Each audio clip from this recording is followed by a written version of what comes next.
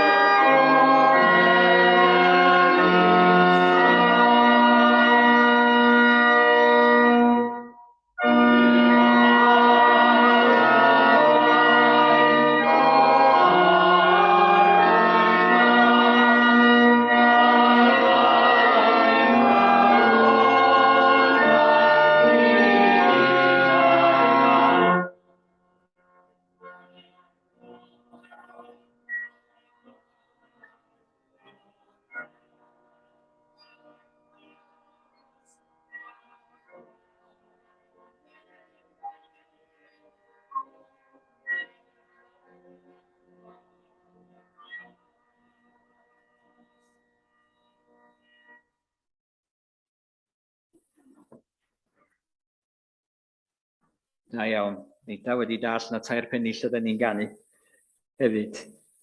Dwi yn cymryd yr cyfle i ddal yn gafel yn yr hyn yr emyn yn sôn arddeliad mawr fo ar dy waith a gwaith yr Efengyl ydy honno yn tir ni. Rwy'n da ni wedi bod yn sôn ychydig am y gras hwnnw sydd yn cael ei amlygu yn Iesu Grist, fel mae Paul yn sôn amdano fo yn ei lythyr at yr Effesiaid, a'r gwahaniaeth mae'r gras hwnnw yn ei wneud. Mae o'n gweddio ac yn rhoi diolch am waith gras yng nghalonau pob un ohonyn nhw yn yr eglwys, ac mae o ar y cochwyn yn diolch am y bendithion yna i gyd sydd i'w cael yn Iesu Grist. Pob bendith ysbrydol yn y nefolion leoedd. A dyn ni'n dod, ni wedi bod wrthi efo grŵp astudiaeth nos Iau, y criw y seiat yn y fan honno yn sôn am ddechrau pennod 3. Efesiaid pennod 3. Ac fel y gwyddoch chi, mae Paul yn gallu sgwennu brawddegau mawr, brawddegau hir iawn, sydd yn cynnwys cannoedd o eiriau. A bron allwn ni gymryd yr paragraff yma ganddo fo, nechrau pennod 3, fel rhywbeth mewn cronbachau, mewn brackets. A mae feddwl o mynd at y ffaith i fod o yng ngharchar, oherwydd i neges, ac oherwydd ac o achos i waith mawr, a galwad Duw arno fo, a'r gwaith sydd ganddo fo i drosglwyddo yr newyddion da, y neges ardderchog yma, mae o wedi dderbyn trwy ddatguddiad gan Iesu Grist i'r holl genhedlaeth. Ac mae o jyst yn rhoi hynny mewn brackets, oherwydd mi allan ni fynd yn syth o ddiwedd pennod 2 ymlaen i ail hanner pennod 3, ond mae genno fo y datganiad rhyfeddol yma ynglyn â'i waith, a'i weinidogaeth a gallu yr Efengyl yma, y mae o yn ei chyhoeddi newyddion da. Oherwydd hyn, rwyf i Paul, carcharor Crist Iesu eich mwyn chwir cenhedloedd yn offrymu fy ngweddi. Mae'r rhaid eich bod wedi clywed am gynllun gras Duw, y gras sydd wedi ei roi i mi eich lles chwi, sef i'r dirgelwch gael ei hysbysu i mi trwy ddatguddiad. Rwyf eisoes wedi ysgrifennu'n fyr am hyn, ac o'i ddarllen gallwch ddeall fy nirnadaeth o dirgelwch Crist. Yn y cenedlaethau gynt, ni chafodd y dirgelwch hwn moi hysbysu i blant dynion, fel y mae y nawr wedi ei ddatguddio gan ysbryd Duw i'w apostolion sanctaidd a'i proffwydi. Dyma'r dirgelwch, bod y cenhedloedd ynghyd ar Iddewon yn gyd etifeddion, yn gyd aelodau o'r corff ac yn gyd gyfranogion o'r addewid yng Nghrist Iesu trwy'r Efengyl. Dyma'r Efengyl y deithim i ymwneudog iddi, yn ôl rhodd gras Duw, a roddwyd i mi trwy weithrediad ei allu ef. I mi, y llain a'r lleiaf o'r holl saint, yr hoddwyd yr rhodd raslon hon. I byrgethu i'r cenhedloedd, anchwiliadwy olyd Crist, ac i ddwyn i'r golau, gynllun y dirgelwch a fy'n guddiedig ers oesoedd yn Nyw, creawdwr popeth, mwyn i ysblander am ryfal o'i thineb Duw, gael ei hysbysu nawr trwy'r eglwys i'r tywysogaethau a'r awdurdodau yn y nefolion leoedd. Mae hyn yn unol ar arfaeth dragwyddol, a gyflawnodd yng Nghrist Iesu ein harglwydd. Ynddo ef, a thrwy ffydd ynddo, yr ydym yn cael dod at Dduw yn eofn a hyderus. Yr wyf yn erbyn felly, er chi beidio di galoni o achos fy nioddefiadau drosoch, hwy yn wir yw eich gogoniant chwi. Dwi'n ngharchar, mewn darfod, peidiwch â di galoni. Oherwydd mae yna rhywbeth mawr yn y fan yma, yn y canol, sydd yn ei gynnal o, ac sydd yn cynnal nhwthau ac yn newyddion da i'r holl genhedloedd, i'r holl fyd. Ond mae'r Efengyl, sylwch chi bod yna sôn am yr Efengyl, rhyw 2-3 gwaith yn y darn arbennig yna. Mae hwnna i'r cyfarwydd i ni. Efengyl, gospel, ywangelion yn y Groeg, newyddion da ydyw ystyr o, ac mae angen i ni fod yn sicr ohono fo, fel yr oedd Paul yn gofyn yn y fan yma. Mae'r rhaid eich bod wedi clywed am gynllun gras Duw. Chi wedi clywed hi'n do? Ydych chi wedi nghlywed i'n sôn am y pethau yma o'r blaen felly? A sôn am yr Efengyl y mae o. A rown ni ffocws ar hynny a diolch am honno y bore yma. A diolch i mi goleini hi. A'r gwahaniaeth felly mae hi'n gallu gwneud y mywydau pobl. Ac ydych chi'n ymwybodol o teulu newydd sydd wedi symud i'n plith ni ac i ddechrau gwaith newydd yn y plith ni yn y man hefyd. A Corey yn y fan yma yn gweithio yn rhan amser hefo ni a Catrin i wraig yn y man hefyd. Dwi am ofyn i Corey ddod i fyny yn y fan yma, jyst deud gair Corey cyn i ti gyflwyno yn hemyn ni a tyda'r gitar neu hefyd i ni gael rhoi diolch am yr Efengyl sanctaidd yn y man hefo'n gilydd. Ond os basau ti yn deud gair wrtho ni am gwahaniaeth mae'r Efengyl falle wedi wneud i dy fywyd di. Sut oedd hi gynt, sut mae hi nawr, deud di y gwahaniaeth yna mae wedi wneud yn dy fywyd di. Wel, fel mae rhai ohonych chi'n gwybod, dwi wedi cychwyn wneud PhD yn wneud ymchwil ac yn ffodus iawn, dwi yn byw yn agos iawn at Penarlag, so llyfrgell Gladstone, a mae yna lot fawr o llyfrau da yno fo. Ac dydd Iau, dwi'n meddwl, o'n i yn llyfrgell Gladstone oherwydd mae gyda nhw holl weithiau Martin Luther. Ac o fi'n darllen hwnna gyda rhan o'n ymchwil i. Ac o fi'n darllen hyn, ac o fi'n meddwl oedd o'n reit da pan oedd Hugh di gofyn i fi sôn am beth mae'r Efengyl wedi wneud yn y mywyd i. Oedd Luther yn sôn am yr adnod yma yn y Beibl. Nid oes arnaf gywilydd o'r Efengyl. I'm not ashamed of the gospel. Oherwydd gallu Duw hi ar waith iechelwriaeth i bob un sy'n credu. Yr Iddewon yn gyntaf a hefyd y grwygiaid. Ynddi hi y datguddio'r cyfiawnder Duw. A mae Luther yn sôn yn yr adlewyrchiad yma, oedd yn ofyn y syniad yma o cyfiawnder Duw. Ond wedyn, oedd yn darllen diwedd yr adnod, a hynny trwy ffydd o'r dechrau i'r diwedd. Fel y mae'n ysgrifenedig, y sawl sydd trwy ffydd yn gyfiawn a gaiff fyw. Felly, trwy gyfiawnder Duw, da ni'n derbyn daioni Duw. A dyna'r newyddion da, bod ni'n derbyn holl daioni Duw yn rhad ac am ddim trwy Iesu Grist, gwaith gwrthfynedig Iesu Grist. Felly mae Luther yn dweud hyn, this immediately made me feel as though I had been born again, and as though I had entered through open gates into paradise itself. From that moment, the whole face of Scripture appeared to me in a different light. Afterwards, I ran through the Scriptures as for memory and found the same analogy in other phrases, such as the work of God, gwaith Duw with Hugh and Sonam, that which God works within us, the power of God, by that which He makes us strong, the wisdom of God, by which He makes us wise, the strength of God, the salvation of God, and the glory of God.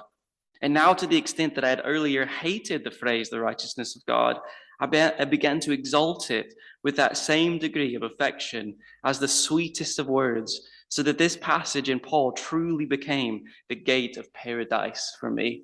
Pan o fi'n darllen y geiriau yma, oedd yn symud yng nghalon ni, oherwydd oedd yn atgoffa fi o'r newyddion da nes I derbyn pan o fi'n 17 blwydd oed. Bod fi wedi derbyn nid newyddion drwg bod Duw yn nhysau I, bod Duw yn fy erbyn I, ond bod Duw yn caru I, bod Duw, God is for me, dydy o ddim yn erbyn I.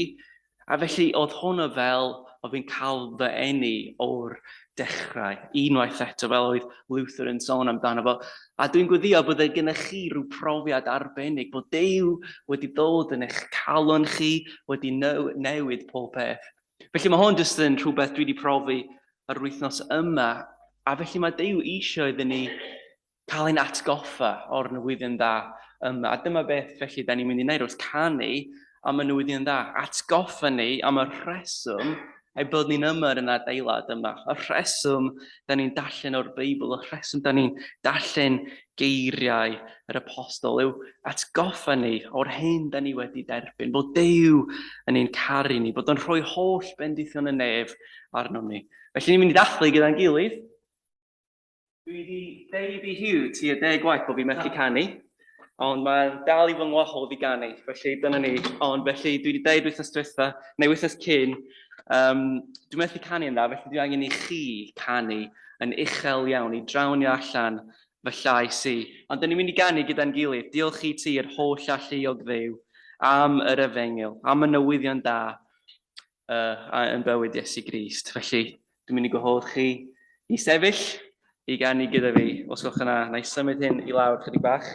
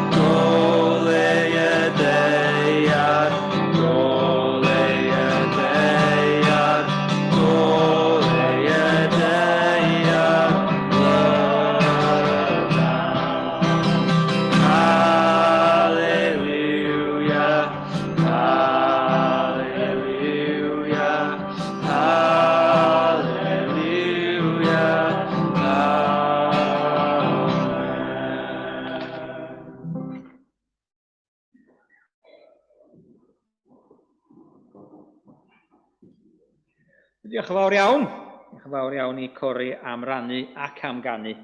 Mots bod ti'n gallu canu'n uchel, bod ti'n gallu chwarae gitar, a ti'n handi iawn i fynd i lot o lefydd i wneud hynny.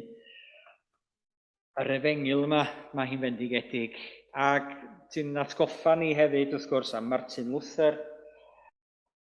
Ac oedden ni yma 5 mlynedd yn ôl, 2017, yn dathlu 500 mlwyddiant yr hoelio yna ddigwyddodd ar ddrws eglwys Wittenberg, lle mae Martin Luther yn rhoi 95 thesis i fyny ac yn dweud, ac maen nhw gyd yn canoli, dod â'r eglwys yn ôl at yr Efengyl ac angen dod â hi nôl yn gyson. Ac mae'n 500 mlwyddiant eleni rwan ac ar gyfer yr adeg yma pryd y cyhoeddodd o hefyd i Testament Newydd yn iaith y bobl, yn yr Almaeneg, ac yn fuan iawn wedi hynny. Da ni'n dechrau, mae pethau'n triclo drwad i'r cyfandir i gyd, a da ni'n yng Nghymru fach yn dod ymhlith y cenhedloedd cyntaf yna, derbyn Testament. Ymhen hanner canrif wedyn, dan law William Salisbury, a Beibl cyfan yn 1588.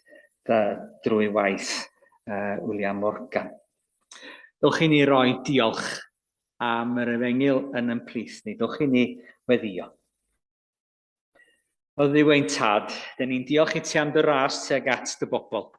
Diolch i ti dyfod ti am rannu dy gariad a thras hefo'r holl bobl, hefo'r holl genhedloedd pob llwyth ac iaith drwy'r byd ar ddaear yma yn gyfan arglwydd. Diolch i ti am dy gynllun da di dy hun ar iachawdwriaeth y byd. Yr hon dyn ni galw yn newyddion da ac yn Efengyl. Yr hon sydd yn canoli nid ar yr hyn dyn ni'n ei wneud mewn ymateb i chdi, ond ar yr hyn yr wyt ti'n ei wneud mewn ymateb i'n hangen ni. Mewn ymateb i'n pellhau ni ne. Mewn ymateb i dorri'r cysylltiad yna rhyngom ni a chdi dy hun. Mynd i'n ffyrdd yn hunain. dod ac i fyddhau, i chdi a phechu'n derbyn drwy ti yn anfon Iesu Grist i'r byd. Y newyddion da ar yn cyfer ni, gymodi rhwng dyn a Duw, i bontio eto, i adfer y bont honno rhyngom ni o dad, ac i'n dwy'n ni fod yn blant i chdi, fwynhau dy holl bendithion a dy gwmni di yn bennaf yn Iesu Grist, a'n cael ni ynddo ef. Mae hi'n eang arglwydd, mae hi'n llawn. Allwn ni byth ddarfod a sôn amdani hi yn iawn, ond mae hi'n syml hefyd, ac mae hi'n glyn ar berthynas yna rhyngo ti a fi arglwydd, rhwng pob un ohono ni a thydi dy hun. Ond ni'n diolch i ti arglwydd. Dy fod ti wedi datguddio'r Efengyl yna i Paul, i fod o wedi gallu glynu wrthi hi, a gweld popeth oedd yn tynnu sylw oddi arni hi, a dwy'n pobl yn ôl eto at dy ryfeddol ras di dy hun arglwydd. Diolch i ti bod Martin Luther, y rhai fydd wrthi yn y cyfnod yna, 500 mlynedd yn ôl, wedi'w hail ddarganfod hi, ac wedi'w thrysori hi, ac wedi'w dwy'n hi allan lle roedd hi gynt dan orchydd eto. Ac wedi dwy'n y gair i glyw y bobl yn ei hiaith ei hunain. A hwnnw wedi cochwyn ar fudiad drwy Ewrop a drwy'r byd yn gyfan. Oedd yn golygu bod ni'n gallu bod yn rhan o'r mudiad yna i ddwy'n goleuni i'r cenhedloedd, i anfon rhai draw i wledydd eraill i ddweud yn dda amdana ti. I fod yn dod â Beibl i bawb o bobl y byd. Dyn ni'n diolch i ti o dad am y gwahaniaeth mae'r Efengyl wedi wneud yn yn tir ninnau yma yng Nghymru. Yn diolch i ti o dad bod i wedi siapio yn cymdeithas ni a'n diwylliant ni hefyd arglwydd. Ond fe wyddus ti arglwydd. Fe wyddus ti fel yr ydyn ni wedi'w hanwybyddu hi. Fe wyddus ti fel yr ydyn ni wedi peidio ei chyhoeddi hi. Fe wyddus ti fel yr ydyn ni wedi Dyw yn gwaredo ni bod y chywilydd ohoni hi arglwydd. A hithen newyddion da i ni ac i'r holl genhedlaeth. Ac mae'r sôn amdani wedi mynd yn isel yn yn plith ni. Arglwydd da, rydyn ni'n edifarhau ger dy fron yma o'r bore yma. Am i'r sôn yna mynd yn isel. Am i'r sylw yna cael ei dynnu at bethau eraill arglwydd. A'r Efengyl yma yn rhoi golau ar bopeth arall, ac yn rhoi pwrpas i bopeth arall yn wir. Gad i ni sychedu amdani eto. Gad i ni fod yn ei rhannu hi yn hyglyw arglwydd, yn glywadwy ac yn eglur o dad. A gad i dy ysbryd glân di fod ynglyn â'r cyhoeddi yna, ynglyn â'r gwrando, ac ynglyn â chodi syched amdani hi hefyd. Oherwydd yma hi yn iachawdwriaeth, yma hi'n heddwch, yma hi yn bopeth i'n heneidiau ni ac y gallen heneidiau ni fod i angen byth.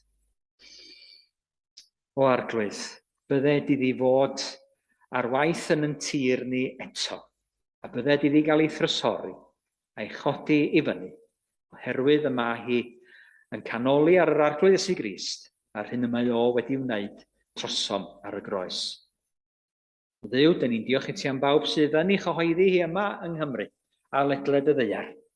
Yn diolch i ti am bawb sydd yng ngharchar o'i herwydd hi, ac sydd wedi'w caethiwo, ac sydd wedi'w gorthrymu o'i herwydd hi, ac oherwydd nad ydyn nhw ddim am ollwng gafel ynddi hi, ond am ddal i gafel yn dyn ynddi hi. Dyn ni'n gweddio arglwydd dros y rhai sydd dan orthrwm, a dan erledigaeth yn yn byd ni, mewn amryw o wledydd o dad, sydd yn cael ei hamddifadu o fwyd oherwydd eu bod nhw'n perthyn i chdi, sydd yn cael eu camdrin oherwydd eu bod nhw'n perthyn i chdi, sydd yn colli pethau, colli eiddo oherwydd eu perthynas nhw hefo chdi. Arglwydd da, gad iddyn nhw wybod y trysorau sydd i'w cael yn o ti. A ni'n arglwydd sydd â chymaint ganddo ni. Helpa ni'n fod yn gallu dweud gyda Paul bod popeth arall yn golled A'r brwys ragoriaeth y profiad os adnabod di dy hun. O Dduw, clyw yn gweddi ni dros eglwys. Gna hi'n wir yn eglwys arglwydd, lle mae goleuni Iesu Grist yn ei efengyl sanctaidd yn llewyrchu yn amlwg ger bron y cenhedlaeth, ger bron yr holl fyd arglwydd. Bydd efo pawb sydd ar yn meddwl ninne y bore yma. Rhai sydd mewn angen gwyddon ni amdanyn nhw. Rhai sydd mewn gwyledd cwyd nhw i fyny. A dydyn nhw orfoleddu yno ti ac yn y newyddion da sydd wedi'w rannu hefo ni. Bydd efo'n cenedlaethau ninne arglwydd. Yn henoed a phobl ganol oed a phobl ifanc a phlant arglwydd. I fod yn peri bod yna weithio yn y genhedlaeth yma arglwydd dyrchafu enw ac clod i'th efengyl sanctaidd. Gofyn hyn, yn enw Iesu Grist ein harglwydd, ac yn gofyn i ti'n cynorthwyo ni wrth i ni rannu gweddi'r arglwydd efo'n gilydd. Ein tad, yr hwnwyd yn y nefoedd, sancteiddiau'r denw, deled y deyrnas, bwnele'r dewllus, megis yn y neb, felly ar y ddeiar hefyd. Roi ni heddiw ein bara benyddion, a maddau ni endledion, fel y maddiw ni nau endledwyr, ac ma'ch arwain ni brofedigaeth, eithir gwared ni rhag drwg, canys eiddo ti o deyrnas, yn nerth a'r gogoniant, yn oes oesoedd. Amen. Amen. Ond mi ganw ni ymhellach, a mae ti'n atgoffa ni, Hywyn, o be di'r enyn nesaf sydd ar yn cyfer ni wedi'w gosod yn y fan yma. Efallai bod meidan cofio rhif 539. 539 ydy'r rhif. A'i gwir y gair, bod elw i ni yn aberth Crist a'i werthfawr loes. A gollodd ef ei waed yn llu dros un a'i gyrrodd ef i'w groes. Rhyfeddol ras pa fodd fy nyw y buost farw i mi gael byw. Mae'n sôn am y dirgelwch yn y fan yma.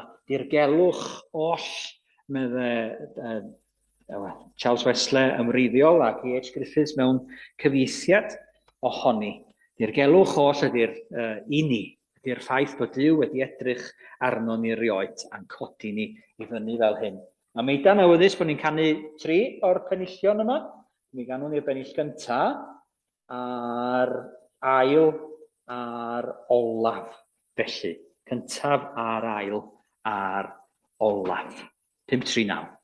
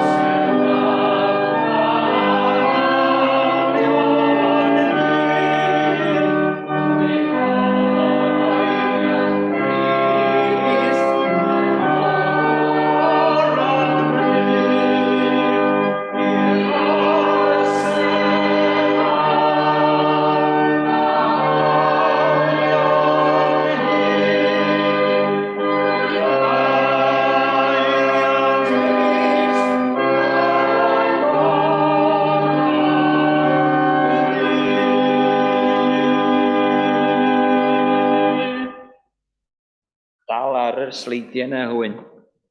Ac awn ni sôn, mae hi, be di, bori, dwi'n meddwl, a mae hi'n Halloween, dydi? Dyna y noson ar dydd y ddaru Luther roed ei thesis, yr 95 points na, ar ddrws yr eglwys yn Wittenberg, oherwydd bod y dydd canlynol yn ddydd yr holl saint, ac os fuoch chi ar y cyfandir erioed ar ddydd yr holl saint, fel y buon ni ryw dron ar y mis Mel yn wir, a gweld y mynwentydd yn llawn blodau. Dyna pryd yr oedden nhw yn rhoi y blodau ar y beddau. Ac mae Halloween wedi mynd yn rhywbeth sydd yn mysterious ac yn spooky, gwir, ac sydd yn canolbwyntio ar yr hyn sydd heb ei ddatguddio ac yn dywys, yn dydi? Ac sydd yn guddiedig, ac mae'n fasgiau, ac mae'n dywyllwch ynglyn â'r peth. Ac mae'n bobl yn ei ddathlu fo, sydd, dyna ni, yn beth digon rhyfedd. Dyn ni'n cofio, mi ddylen ni fod wedi cofio ar teuluoedd hynny yn Corea, ar yr achlysur yna ddoe, oherwydd bod gymaint o bobl wedi dod allan felly, wedi colli bywydau. Iesu yn sôn pan mae'r pethau yma'n digwydd, dyn nhw'n digwydd oherwydd rhyw reswm arbennig. Maen nhw'n achlysur trist, fel yr achlysur yna pan ddisgynodd y tŵr yn Siloam, meddai Iesu.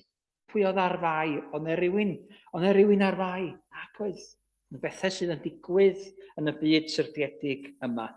Ond maen nhw gyd yn gyfle i ni fod yn werthfawr o'r amser sydd gennym ni, ac i fod yn troi at yr arglwydd goleuni a bywyd.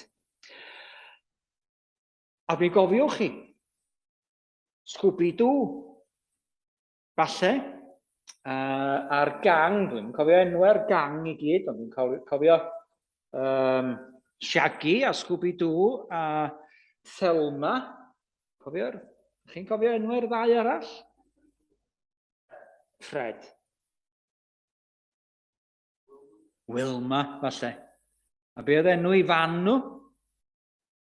A Mystery Machine. Oedd enw'r fan. Oedd ganddyn nhw ac yn gwneud rhyw bethau rhyfeddol ac yn mynd i wahanol lefydd. Spooky oedd yr holl thema yna efo'r rhaglen yna. Ac wrth i ni ddod i fan yma, sôn am y dirgelwch yma, yr mystery, yr mwsterion yn y Groeg, felly, nid sôn am rhywbeth, fel hyn, rhywbeth spooky ydyn ni, ond sôn am rhywbeth sydd angen i ddadbacio, sydd angen i oleio, sydd angen tynnu'r clawr oddi arno fo fel y byddwch chi'n tynnu papur oddi ar anreg ac yn derbyn yr anreg yma yn rhyw ysgwyd yn ofalus falle, a cofn bod yna rhywbeth dorith y tu mewn iddo fo, ac sydd yn fregus ac yn gweld yn ôl ac yn dyfalu yn ôl i faint o. Be di'r anreg yma dyn ni wedi ei gael? Cyna, dati i'w ddatguddio fo. Ac yma'r cyfan yn dod yn amlwg. Llyfr wrth fy modd. Ydych chi wedi teimlo'r meingefn oedd arno fo. Neu rhywbeth sent neu wedi ogle, rhywbeth oedd yn y peth. Wedi cael rhyw arlliw ohono fo. Ac mae'r dirgelwch yma yn rhywbeth yma Dyw yn taflu i oleini ei hun arno fo. Dydy o ddim yn ei ddatguddio fo i gyd ar unwaith, ond mae o'n cymryd i amser i'w ddatguddio fo. Drwy'r Hen Testament mae oleini yn mwy oleini'n cael ei roi arno fo. Mae'n dynnu mwy o'r papur oddi amdano fo. Nes yn y diwedd, a mae o'n dod yn gyflawn yn Iesu Grist. Ac yn amlwg i'r rhai sydd yn credu ac yn ymddiried ac yn gweld yr dirgelwch yma wedi ei ddatguddio. Mae Duw yn ei ddatguddio iddyn nhw. A Paul yn sôn amdano fo, ymlaen i'r nesaf hwyn, wrth iddo fo siarad efo Timotheus. Beth ydi o? Dirgelwch ein crefydd, medde fo. Ond ydi o, mae dirgelwch mwyach. Fel oedden ni'n sôn o siai, mae wedi ddatguddio. Mae wedi dod i'r golau. Ei amlygu ef mewn cnawd. Felly dath o'r golwg i gochwyn yn Iesu Grist. Ei gyfiawnhau yn yr ysbryd. Ysbryd yn disgyn arno. Ei weld gan angylion. Ei bregethu i'r cenhedloedd. Ei gredu drwy'r byd. Ei ddyrchafu mewn gogoniant. Mae'r mysteri yma, y dirgelwch yma, wedi dod i'r golau yn Iesu Grist. A dyn ni ynglyn â datguddio'r dirgelwch yma. Dydyn, o roed y goleuni arno fo. Ac ar yr hyn mae Iesu wedi i'w gyflawni yn y fan yma i gyd. Ni'n meddwl am yr music yna a'r cyflwyniad i ffilmiau 20th Century Fox, lle mae'r drums yn chwarae. Dydyn? A lle mae'r golau yma'n mynd ac yn chwilio am yr building mawr yma sydd efo'r logo arno fo ac yr rhoed golau arno fo. Mae'n rhywbeth mawr ar fi'n cael i ddatguddio. Ar fi'n dod i'r golau. Ac yn Iesu Grist mae'n dod i gyd yn amlwg. Dyma'r dirgelwch, medde Paul wrth y Colosiaid. Crist yno chwi, gobaith y gogoniant. Iesu Grist yno chi. Mae yna obaith gan bob un ohono ni am y gogoniant sydd i ddod. A mae'r cyfan wedi i'w ddatguddio i ni mwyn i ni dderbyn Iesu Grist i'n calonnau. Dyma'r dirgelwch medde fo wrth yr Effesiaid, bod y cenhedloedd ynghyd ar Iddewon, yn gyd etifeddion, yn gyd aelodau o'r corff, yn gyd gyfranogion o'r addewid yng Nghrist Iesu trwy'r Efengyl. Da ni wedi bod yn y fan yna o blaen. Mae wedi siarad am y pethau yma o'r blaen wrthyn nhw. Dod â'r mur i lawr. Gwneud un ddynoliaeth newydd yn Iesu Grist. Bod pawb ar yr un lefel yn perthyn, yn cael dod at Dduw trwy Iesu Grist. Ac i ni feddwl, mae'n bwysigrwydd yn y fan yma, does? Mae'n neges bwysig, ond ni'n god ei weld beth ydy hi mewn gwirionedd hefyd. Mae'n cael ei disgrifio gyda gwahanol eiriau a chyflwyniadau a theitlau drwy'r Testament Newydd. Mae'n cael ei disgrifio fel newyddion da. Ac da ni'n byw mewn cyfnod yn dydyn, pan da ni'n yn ysgwydd yn pennau ac yn dweud, mae'r byd wedi mynd a'i ben iddo. Mae'r byd a'i ben i weired, mae'r byd ar chwal, a mae'n newyddion drwg bob dydd yn dod i'n cliw ni. Os nad am llywodraeth yn hunain yn San Steffan, am ryfeloedd a sôn am ryfeloedd ac wrthdaro a newid hinsawdd a'r anobaith sydd yn cael ei deimlo ynglyn a hynny pan da ni'n edrych mewn gwirionedd arno fo. Ddigon y newyddion drwg yn does, yn cael ei rannu, mae papurau wrth i boddau, gwneud yn fawr ohono fo. Oedden ni'n teimlo, ond oedden dros gyfnod y pandemig, pan oedden ni'n troi'r newyddion ymlaen bob nos mwyn cael gweld be oedd y pethau diweddara. Yr un newyddion. Ffigurau yma oedd yn mynd i fyny, y bobl oedd yn ysbyty wedi marw, faint oedd wedi cael ei heintio. Ac oedd o'n llethu ysbryd rhywun yn doedd ar y pryd, a newyddion drwg yn gallu llethu ysbryd rhywun. Mae Duw'n gwybod hynny. Mae'n gwybod bod ni angen newyddion da, ac felly mae'n rhoi y newyddion gorau oll i ni. Mae'n rhannu i newyddion da ei hun hefo ni. Yr ywangelion. Yw ydy da. Angelion ydy neges. Y neges da. Neges da Duw ydy hi. Fel mae Marc Penod 1 yn dweud, Efengyl Duw ydy hi. Gychwyn, Duw bia hi. Ddim yn perthyn i ryw ran o'r drindod, mae'n perthyn i Duw y tri yn un. Efengyl gras Duw ydy hi. Yr efengyl yma sydd yn mynd allan oddi wrth Duw, fel dyn ni wedi gweld Paul yn esbonio amdani hi. A mae'n efengyl am ei fab, meddwl wrth esbonio ymhellach, dydy o ddim yn blino esbonio amdani hi, a rhyfeddu ati hi, a gorfoleddu o'i herwydd hi. Efengyl am ei fab ydy hi, meddwl fo'n Rhufeiniaid penod 1. Ac mae'n efengyl Crist, efengyl y Meseia. Meddwl fo eto yn Marc ac yn y Rhufeiniaid. Ac mae hi'n efengyl, dyn ni'n dod wan i be mae hi'n ei wneud, mae hi'n efengyl ein hiachawdwriaeth, meddwl fo yn y fan yma yn y llythyr at yr Effesiaid. Mae'n lun a'n iachau ni. Mae'n lun a'n codi ni fyny o farw yn fyw, ond troi ni a fod yn farw i fod yn fyw, o fod yn tywyllwch i fod yn y goleuni, ond hael enni ni i ogoniant tragwyddol. Mae'n dangnefedd i ni, rhag i ni orfod poeni am newyddion drwg sydd yn y byd, rhag yn bod ni'n cario'r baich yna, bod ni'n gallu rhoi o'n ôl i Dduw sydd yn caru ni, i Dduw sydd yn rhannu'r peth gorau sydd ganddo hefo ni. Ac mae'n efengyl y deyrnas. Mae'r teitlau da ni'n cael yn yr Testament Newydd amdani. Efengyl y deyrnas, efengyl i'w rannu, ac i gyffwrdd ac i fynd ar led i bob man. Felly, wrth feddwl am y mynd ar led yna, meddwl Paul, ydych chi wedi clywed hi? Mae rhaid eich bod chi wedi clywed am gynllun gras Duw. Yr efengyl yma, dwi wedi bod yn ei phregethu, mewn gyrru llythyr yn ôl at yr Effesiaid, o'r carchar yn Rhufain. O'n i at hynny'n y man. Ac mae o'n deud wrthyn nhw, ydych chi wedi chlywed hi? Ydych chi wedi sylwi arni hi mewn gwirionedd? Ydych chi'n cofio fi oedd canolbwynt y neges yma? Ydych chi'n cofio pam eich bod chi'n eistedd o dan bregethiad y gair?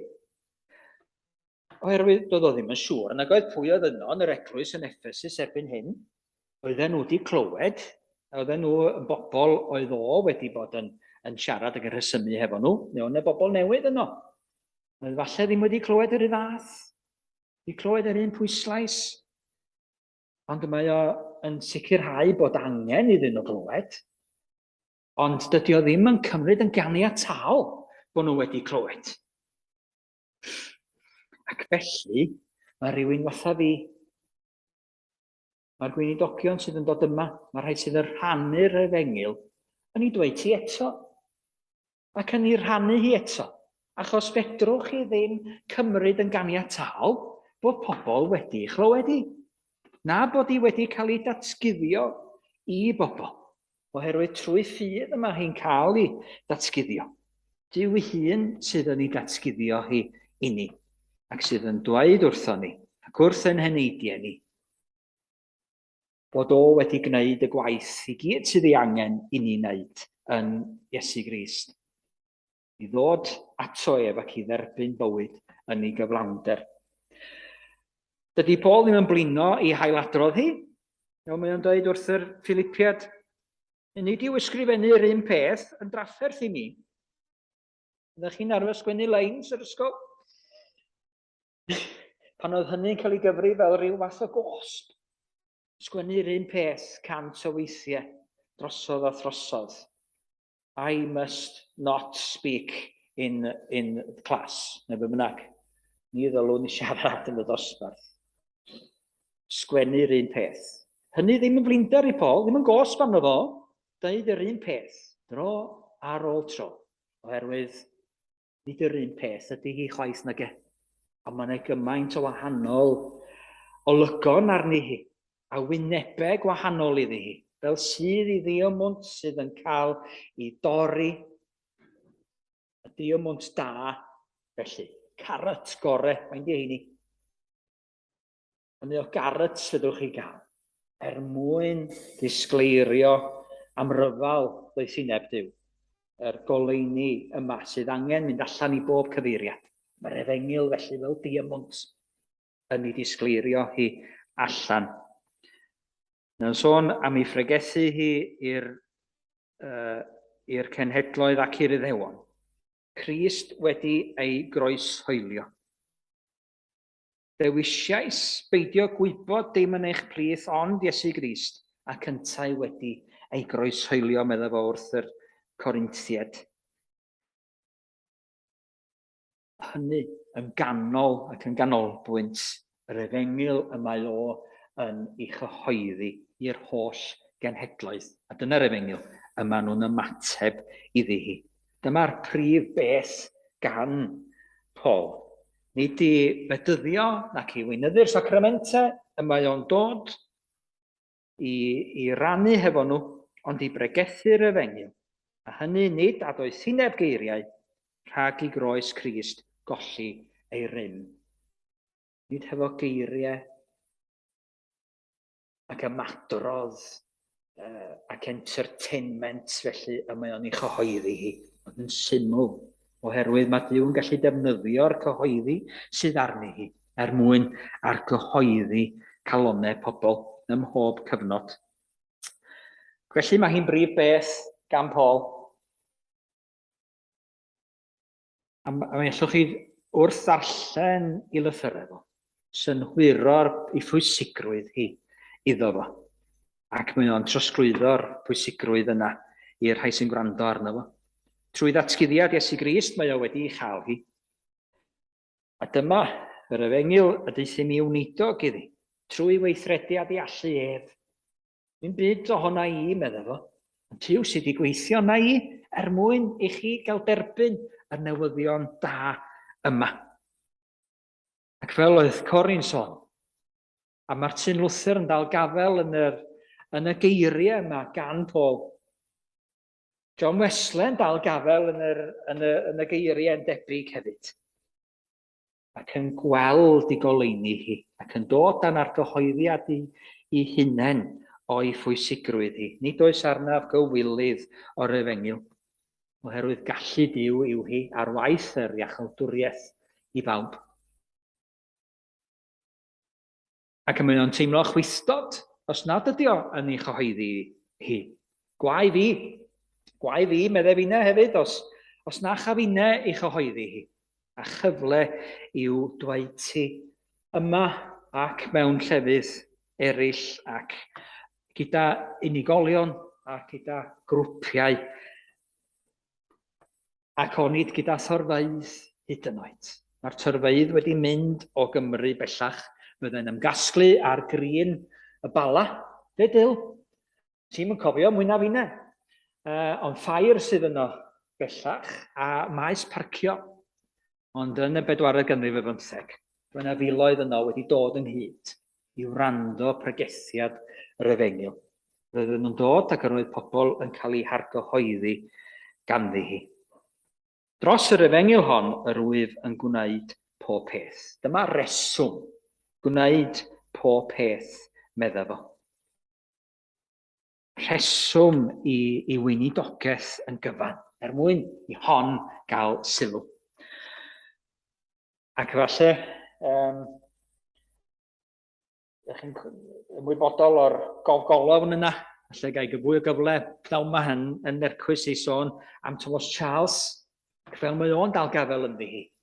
Fel mae hi'n newid y gymdeithas mae o yn rhan ohoni hi. Fel y gwnaeth i Luther hefyd yn yr Almaen, fel y gwnaeth i pan oedd Thomas Jones a'r Efengyl i fryniau Casia. A newid y diwylliant yn y fan honno. Nes bod pob dim yn tarddu ohoni hi, oherwydd mae hi'n gallu traws neidio, os di hynny'n air rwan, mae hi'n gallu neidio dros diwylliannau gwahanol ac i mewn a gwreiddio ei hun ym mhob iaith ac ym mhob diwylliant sydd gan bobl. Felly, y maen nhw i glywed trwy'n bod ni yn rhannu amdani hi. Sut y mae pobl i alw ar rywun nad ydynt wedi credu ynddo? Sut y maent i gredu yn rywun nad ydynt wedi ei glywed? Sut y maent i glywed heb bod rywun yn pregethu? Sut bynnag yr ydyn ni'n pregethu? A sut bynnag ydyn ni'n rhannu am Iesu Grist? Bod y gobaith yna, bod y newyddion da yna ni ganol. Gobaith am y Crist sydd wedi roi hun drosom ni. Yn gyfiawnhad i ni, yn iachawdwriaeth i ni, yn heddwch i ni. Bod hwnnw yn cael ei rannu pan ydyn ni'n rhannu. Nid am yn crefydd, nid am ddiw, ond bod o'n dod â ni i'r fan yma, at yr Efengyl sydd yn newyddion da, sydd wedi'w datguddio i'r byd yn gyfan. Lle ni'n mynd ymlaen a sôn am Paul yn y carchar. A jyst wrth gloi, da ni'n cofio chymod am y rhai eraill sydd yn ngharchar. Heddiw yma, yn China, yn Iran, yn Libya, mewn llawer o wledydd Moslemaidd, oherwydd Iesu Grist. Oherwydd bod nhw'n cyfri hon y peth bwysica yn ei bywydau nhw, ac ddim am golli gafel yn ddi. Mae hi werth mentro pob dim i mwyn. Ydyn ni'n teimlo'r un math? Os ganddo ni'r un argyhoeddiad, o'i phwysigrwydd hi, o'i gallu hi, ac o'i mawredd hi. Paul am iddyn nhw beidio di galoni, oherwydd bod o'n ngharchar, yr Efengyl yn dal i weithio'r un math. Mod un y fan yma, a chi yn y fan acw, meddwl fo. Mae'n dal ar waith, oherwydd gallu Duw yw hi, iachawdwriaeth i bob un sydd yn dod i gredu.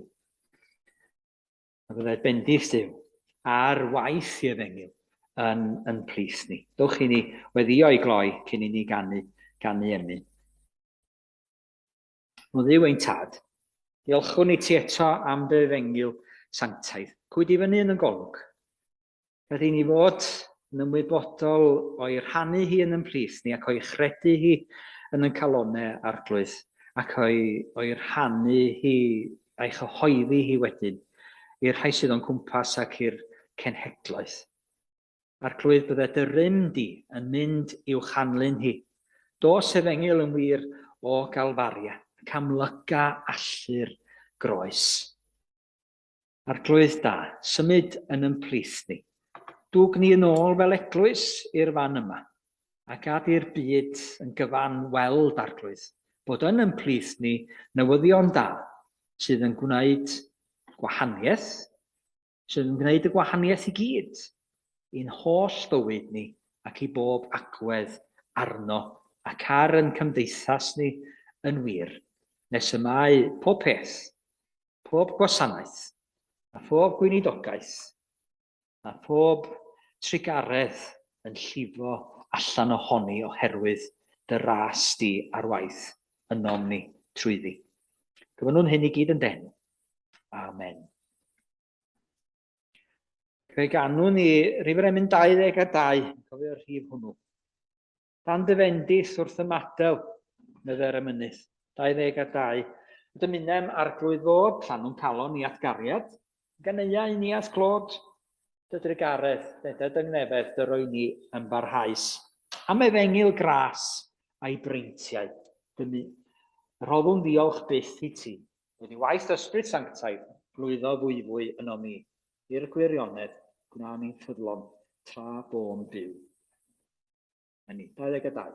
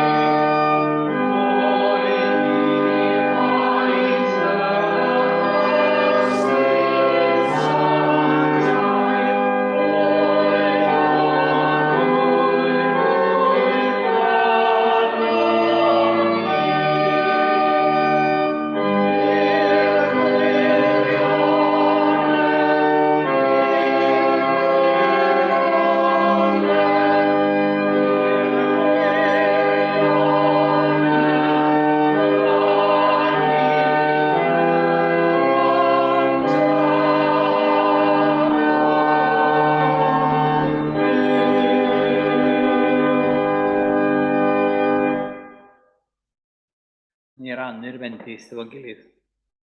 Gras ein harglwydd Iesu Grist, a chariad Duw a chymdeithas yr Ysbryd Glân, a fyddo gyda ni oll, rawr hon, hyd byth. Amen.